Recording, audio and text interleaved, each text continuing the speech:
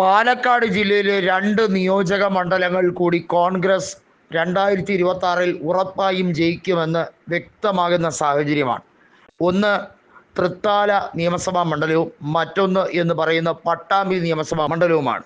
നിലവിൽ പട്ടാമ്പിയെ പ്രതിനിധീകരിക്കുന്നത് മുഹമ്മദ് മൂസിനാണ്. അദ്ദേഹം കോൺഗ്രസിലേക്ക് എത്തും എന്ന് ഏറെക്കുറെ ഉറപ്പിച്ചു കഴിഞ്ഞിരിക്കുകയാണ്. CPI നേതാവായ മുഹമ്മദ് മൂസിൻ ഏറെ നാളായി കോൺഗ്രസുമായി അടുപ്പം കാത്തു സൂക്ഷിക്കുകയാണ്. പ്രത്യേകിച്ചും കനയ്യകുമാറൊക്കെ കോൺഗ്രസിലേക്ക് എത്തിയോടുകൂടി മുഹമ്മദ് മൂസിൻ സഹപാഠി കൂടിയായിരുന്ന വ്യക്തിയാണ്. അതുകൊണ്ട് തന്നെ അദ്ദേഹം പല രീതിയിലും ആശയങ്ങളാൽ കോൺഗ്രസുമായി അടുക്കുകയാണ്. മാത്രമല്ല KE ഇസ്മായിലിൻ്റെ ഒരു അനുയായി കൂടിയാണ് മുഹമ്മദ് മൂസിൻ. മറ്റൊന്ന് എന്ന് പറയുന്നത് മന്ത്രി MB രാജേഷ് പ്രതിദാനം ചെയ്യുന്ന തൃത്താല നിയോജക മണ്ഡലമാണ്. തൃത്താലയിൽ കഴിഞ്ഞ തവണ ഏകദേശം 3000 വോട്ടുകൾക്ക് മാത്രം കഷ്ടിച്ച് രക്ഷപ്പെട്ട വ്യക്തിയാണ് MB രാജേഷ്.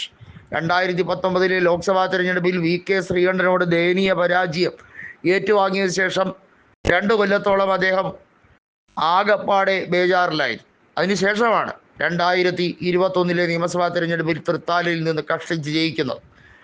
ഇത്തവണത്തെ പാലക്കാട് നിയോജക മണ്ഡലത്തിലെ ഉപതെരഞ്ഞെടുപ്പിൽ നീല ട്രോളി ബാഗ് വിവാദത്തിൽ MB രാജേഷ് വലിയ രീതിയിലുള്ള കളികളാണ് കളിച്ചത് എന്നുള്ളത് CPIM തന്നെ പരോക്ഷമായി പറഞ്ഞ ഒരു കാര്യമാണ്. എന്നാൽ കൃഷ്ണദാസ് അടക്കമുള്ളവർ അത് പരോക്ഷമായി വെളിപ്പെടുത്തുകയും ചെയ്തു.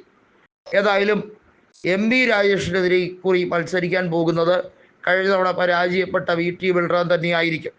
തൃത്താലയിൽ കഴിഞ്ഞ ലോക്സഭാ തിരഞ്ഞെടുപ്പിൽ UDFന് വലിയ മുന്നേറ്റമാണ് ഉണ്ടാക്കാൻ കഴിഞ്ഞത്.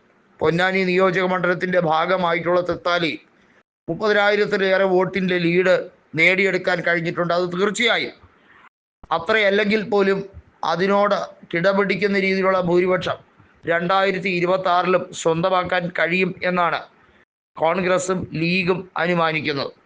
നമുക്കറിയാം, നീല ട്രോളി ബാഗ് വിവാദത്തിൽ CPIM-ഉം BJP-യും ഒത്തൊരുമിച്ചാണ് കളിച്ചത്. കോൺഗ്രസിനെ പരാജയപ്പെടുത്താൻ വേണ്ടിയുള്ള നാടകീയ നീക്കമായിരുന്നു. രാഹുൽ മാങ്കൂട്ടത്തിനെ അയോഗ്യനാക്കണം എന്ന ആവശ്യമായിരുന്നു BJP-യും CPIM-ഉം ഒരുപോലെ പറഞ്ഞത്.